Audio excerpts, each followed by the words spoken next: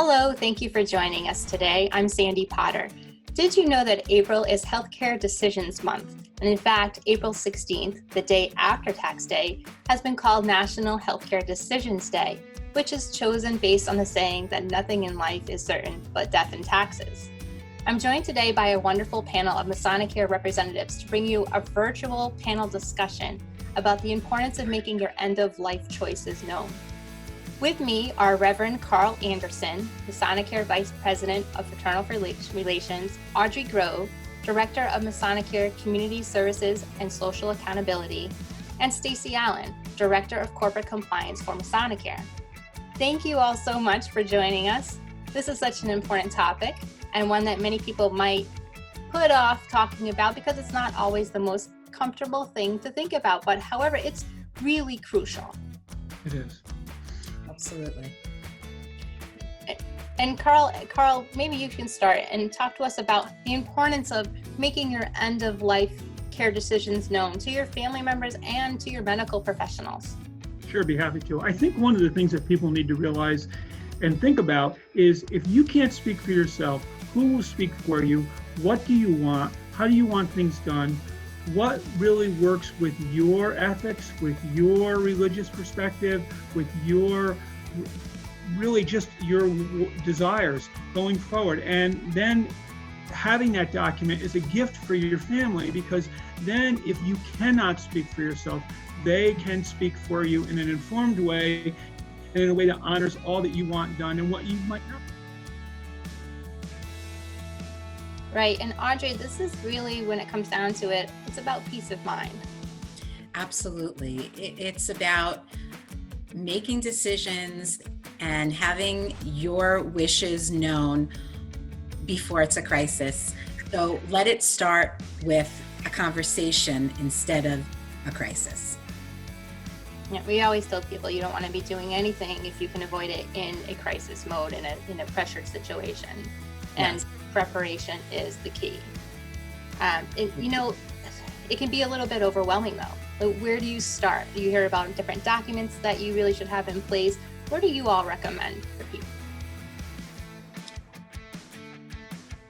Well, I think that one of the documents that we recommend is a document called the 5 Wishes.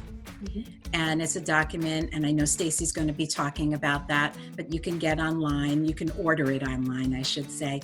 And that document goes through and talks about how you want things to go should you not be able to make decisions for your, in terms of your health care and end-of-life care. And I was going to say, Audrey, you did that so well. And those documents, and especially the 5 Wishes, is really a great way to have that conversation with your family in a way that you're not doing it at a time like, a holiday, 4th of July, Memorial Day. Hopefully by then we'll be able to have all those events. And, oh yeah, by the way, we're going to talk, it's having an intentional conversation, and that document is one of many that helps. But I know that there are others. And Stacy, maybe you could talk to us about what we often recommend to people when they want to get started in this process. Absolutely. Well, first and foremost, what people should know is that they retain the right to make their own decisions, regardless if these documents are in place. So just by signing one of these advanced directives, be it a 5 Wishes document or some other kind of document, doesn't take away their power to make their own decisions.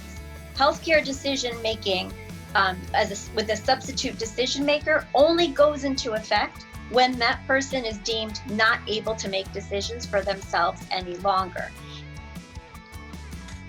Yes, is with an opportunity to know what their wishes are while they're still able to make those kind of decisions for themselves.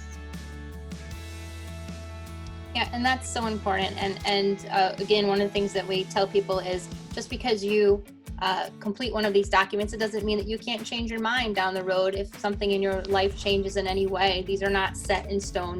They are always flexible. You can always do a revised one, an updated one.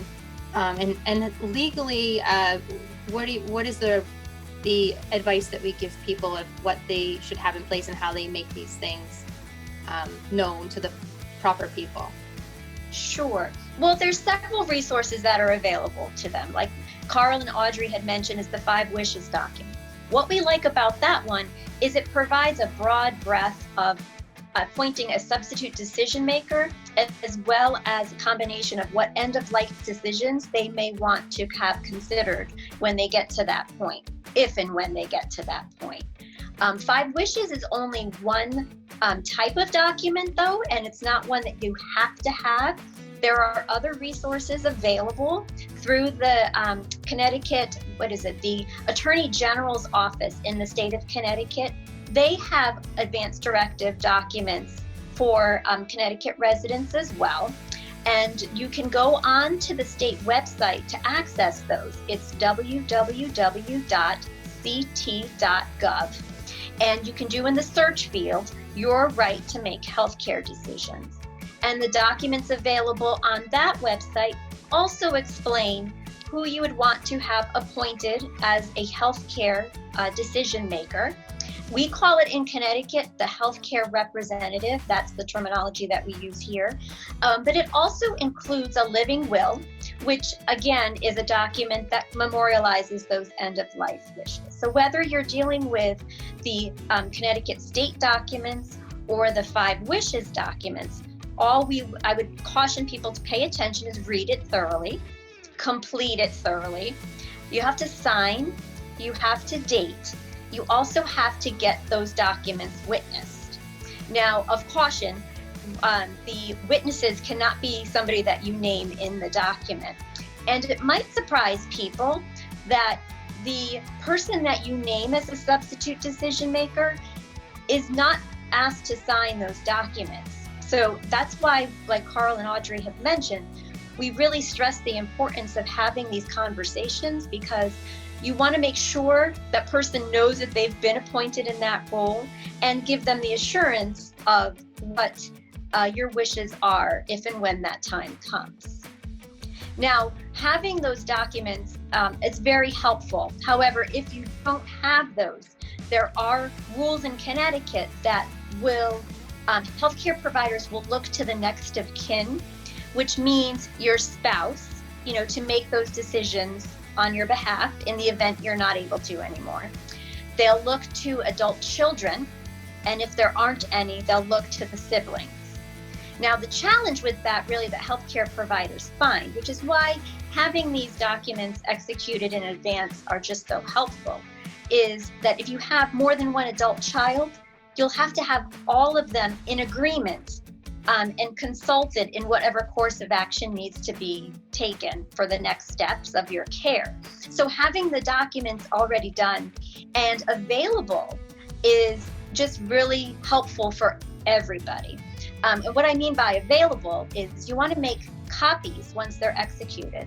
And I recommend, letting your provider, your doctor, have a copy in their files. I also recommend giving a copy to the person that you have appointed that power when it's necessary. I also think it would be helpful to have a copy in a available, accessible area, maybe like your life folder in your residential unit, where you keep other important documents in the event that you need emergent care and they know to look in that folder. The original you would want to keep in a safe place with your other secure, important information. I hope that helps. That's tremendous. Yeah, thank you. You covered it all.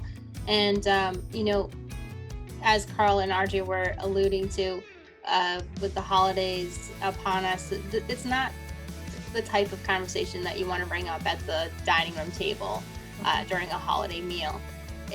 But how, Carl, Audrey, how do you have this conversation? Again, it's not always comfortable for us to think about our own mortality, and it's not comfortable for our loved ones to think of us being gone or in a situation like that. So how do we approach it in a manner that helps everyone to feel comfortable, more comfortable, and to be at ease? I think that if you were the one filling out these documents, making these decisions, to start a conversation with your family from the standpoint of, by doing this now, I'm giving you a gift and you're giving me a gift. I'm giving you the gift that you don't have to make any decisions that you don't know I want.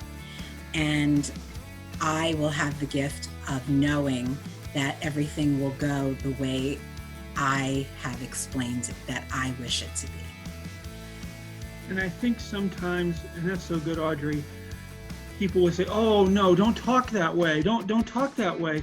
Well, no, it's important to talk that way. It's important to think about the idea that, we are all someday going to leave this life, and someday we want to know that our wishes are going to be upheld. And that includes things like we haven't talked about, even in terms of one's funeral and what they want and what they don't want.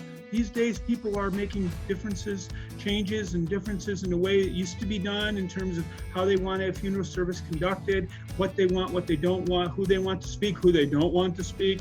And all those things are important. So, when you say, when someone says, oh, don't talk that way, no, it's important to have these conversations. And I think if a family member says that to someone who wants to have this conversation, say, no, I want to have this conversation so that everybody knows, and I can speak for myself, and then you all will know exactly what to do and the way I want it done, and certainly we'll at least be on the same page. And the other thing is, you don't want to appoint someone who will not or cannot, from their own ethics, carry out what you want. Perhaps there's something that you want done or not done, and their religious or ethical makeup, their belief system doesn't allow them to do it. Then certainly there you would want to know that before you appoint someone.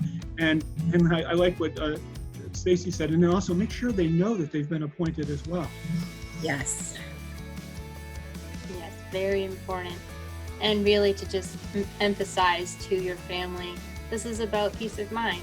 Let's talk about it now. We don't have to talk about it again, hopefully. And everyone knows that things are set in place, and it really is that gift that you mentioned for everyone. I have heard it said, though, it's a good idea to have this conversation, look at it once a year at least, to make sure that it is still accurate, make sure it still expresses your wishes, and if things have changed, then to make sure that that's noted as well. That's a really good point, Carl. Yes. There are so many changes that could happen within family dynamics. So it is good to look this over every year. Sure, absolutely. And if people have some more further questions or having a little trouble getting started, I know they can reach out to you at Community Services, and we'll put that number on the screen as well. And I just want to thank you all so much. This is such vital information. We really wanted to share it with all of our wonderful residents, and we're here for you to help in any way that we can.